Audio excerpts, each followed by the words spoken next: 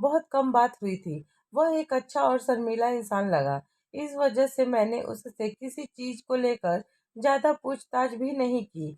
मैं उसके लिए एक परफेक्ट वाइफ बनना चाहती थी। मेरे साथ सुहागरात पर जो हुआ, मुझे वह बिल्कुल भी नहीं अच्छा लगा। मैं बिस्तर पर बैठी थी और उसका इंतजार करते हुए यह सोच रही थी कि अब आखिरकार हमें आपस में बात करने का और एक दूसरे को समझने का अच्छा मौका मिलेगा।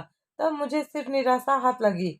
वह मेरे कमरे में आया, मुस्कुराकर कुछ चीजें कही और थोड़ी देर बाद ही उसने मेरे साथ रिश्ते बनाए। हमने बिल्कुल भी बात नहीं की और फिर हम सो गए। मुझे लगा कि यह सब शादी का थकान के कारण हो सकता है।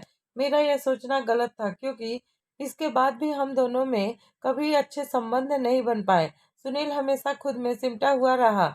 हम भले ही नवविवाहित थे, लेकिन फिर भी वह मेरे लिए बहुत कम समय निकालता था। मैंने दूसरे कपल्स को हनीमून पर जाते हुए देखा है। फिर मैं सुनील ऐसी जगह शिफ्ट हो गए ताकि उसे काम पर जाने में आसानी हो जाए। मैं उसके प्यार के लिए तड़प रही थी क्योंकि वह कभी इसे जाहिर नहीं करता था। वह हमेशा रूखा, सख्त और नाराज सा लगता था। इन सब में कई महीने बीत गए लेकिन सुनील नहीं बदला। इसकी जगह वह मेरी पसंद और व्यक्तित्व की आलोचना करने लगा। मुझे हर चीज पर टोका टोकी शुरू कर दी। यह सब मेरे लिए बहुत ही निराशा भरा होने लगा था। उसने तो मेरे रिस्पेक्ट तक को घटिया बताया। इसके बाद उसने मुझे सख्ती के साथ ग्रूमिंग क्लासेस लेने को कहा ताकि मैं सोसाइटी में अच्छी तरह डालना सीखूं, ताकि और ज्यादा आकर्षक लगूं। यह सब मेरे लिए एक बेइज्जती की तरह था, लेकिन अगर मुझे पति के करीब ला सकता था तो वह मैं ऐसा करने को भी तैयार थी। उसने मेरे लिए सप्ताह में 3 बार जाने के लिए क्लासेस की अरेंज की। इस दौरान पहली बार मुझे मुलाकात हमारे ड्राइवर से हुई। वह मुझे हर सप्ताह क्लास छोड़ने और लेने आता था। वह काफी विनम्र और दयालु स्वभाव का था। उसकी स्किन डार्क और बॉडी अच्छी थी। वह 35 की उम्र के आसपास होगा और उसका व्यवहार काफी मिलनसार था। शुरुआत से ही उसने मुझे कभी अकेला महसूस नहीं होने दिया। क्लास जाने के दौरान हम कई चीजों पर बात करते थे, जो मेरे लिए दिन का सबसे अच्छा अनुभव होता था।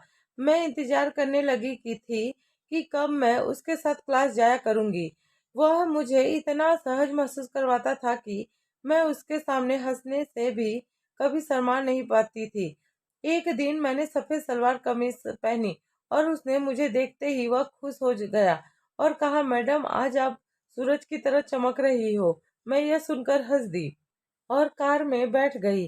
अंदर ही अंदर मैं बहुत खुश थी। आखिरकार कोई तो था जो मेरी तारीफ कर रहा था।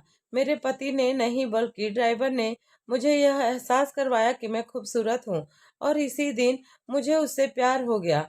उसके साथ अकेले रहने के बहाने ढूंढने लगी।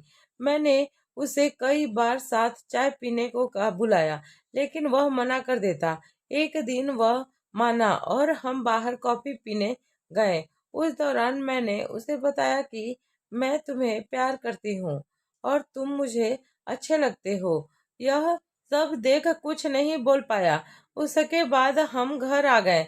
देर रात उसका मेरे पास मैसेज आया और उसने भी अपनी फीलिंग्स मुझे बताई।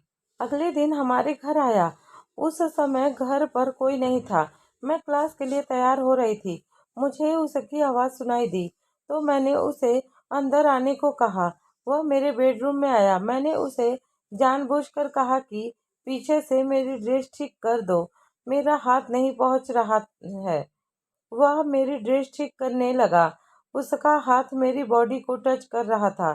धीरे धीरे अपने हाथ को मेरी कमर पर ले आया और उसने मुझे किस किया। फिर उस दिन पहली बार हम दोनों में रिश्ते बनाए।